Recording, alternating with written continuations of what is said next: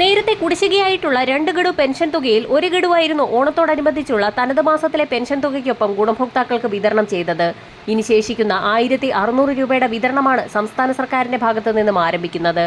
September October മാസങ്ങളിൽ വിതരണം ചെയ്യാൻ പോകുന്ന തനത് മാസത്തിലെ പെൻഷൻ തുകയ്ക്കൊപ്പം ശേഷിക്കുന്ന 1 ഗഡു കൂടി വിതരണം പൂർത്തിയാക്കുമെന്നുള്ള ഏറ്റവും പുതിയ റിപ്പോർട്ടാണ് ഈ മണിക്കൂറുകളിൽ പുറത്തു വന്നിരിക്കുന്നത്. ഓഗസ്റ്റ് സെപ്റ്റംബർ മാസങ്ങളിൽ ഓണത്തോടനുബന്ധിച്ച് ഗുണഭോക്താക്കൾക്ക് പെൻഷൻ തുകയും കുടിശ്ശിക തുകയും വിതരണം ചെയ്തപ്പോൾ സർക്കാർ സഹായത്തോടുകൂടി പെൻഷൻ തുക വിതരണം ചെയ്യുന്ന ക്ഷേമനിധി ബോർഡുകൾ വഴി പെൻഷൻ തുക സ്വീകരിക്കുന്ന 8 ലക്ഷത്തോളം വരുന്ന ആളുകൾക്ക് 1600 രൂപ വീതം മാത്രമായിരുന്നു എത്തിച്ചേർന്നത്. ഇത്തരത്തിൽ തുക കുറഞ്ഞിട്ടുള്ള ഗുണഭോക്താക്കൾക്ക് 1600 രൂപ കൂടി നാളെ മുതൽ എത്തിച്ചേരും. ഇന്ദിരാഗാന്ധി വാർദ്ധക്യകാല പെൻഷനുകൾ, വിധവാ പെൻഷനുകൾ, ഭിന്നശേഷി പെൻഷനുകളിലെ കേന്ദ്രവിഹിതമായ 200 മുതൽ 500 വരെയും 500 മുതൽ 1000 വരെയും തുകയിൽ കുറവ് വന്നിട്ടുള്ള ഗുണഭോക്താക്കൾ പ്രത്യേകം ശ്രദ്ധിക്കുക. 2 മാസത്തിലെ പെൻഷൻ തുക വിതരണം ചെയ്തപ്പോൾ തുകയിൽ കുറവ് വന്നിട്ടുള്ള ഗുണഭോക്താക്കളുടെ ആധാരധിഷ്ഠിത ബാങ്ക് അക്കൗണ്ടുകളിലേക്ക് കേന്ദ്രവിഹിതമായ 200 മുതൽ 1000 രൂപ വരെ ഗുണഭോക്താക്കളുടെ ആധാരധിഷ്ഠിത ബാങ്ക് അക്കൗണ്ടുകളിലേക്ക് നാളെ മുതൽ എത്തിച്ചേരും. സെപ്റ്റംബർ ഒക്ടോബർ മാസങ്ങളിൽ 2 ഗഡുവായി ഗുണഭോക്താക്കൾക്ക് പെൻഷൻ തുക എത്തിച്ചേരുമ്പോൾ ശേഷിക്കുന്ന കുടിശ്ശിക തുകയും പൂർണ്ണമായും തീർത്ത് വിതരണം ചെയ്യുന്ന ഒരു രീതിയിലേക്കാണ് സംസ്ഥാന സർക്കാർ നടപടികൾ ആരംഭിച്ചിരിക്കുന്നത്.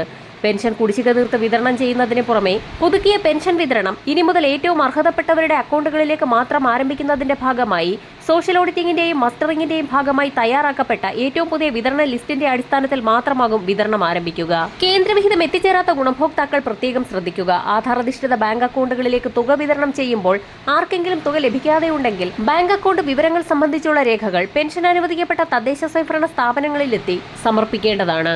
മറ്റൊരു പ്രധാന സർക്കാർ അറിയിപ്പ്. സംസ്ഥാന സഹകരണ ജീവനക്കാരുടെ പെൻഷൻ ബോർഡ് മുഖേന പെൻഷൻ വാങ്ങുന്നവർ അക്ഷയ കേന്ദ്രം വഴി ബയോമെട്രിക് രീതിയിൽ 2025 ഒക്ടോബർ 31 മുൻപായി മസ്റ്ററിംഗ് നടത്തണമെന്ന് സംസ്ഥാന സഹകരണ ജീവനക്കാരുടെ പെൻഷൻ ബോർഡ് അഡീഷണൽ രജിസ്ട്രാർ അഥവാ സെക്രട്ടറി അറിയിച്ചിട്ടുണ്ട്. മസ്റ്ററിംഗ് പൂർത്തിയാക്കാത്തവർക്ക് പെൻഷൻ തുക മുടങ്ങുന്നതായിരിക്കും. വരും ദിവസങ്ങളിലെ സർക്കാർ അറിയിപ്പുകൾക്കായി ചാനൽ സബ്സ്ക്രൈബ് ചെയ്യാൻ മറക്കാതിരിക്കുക.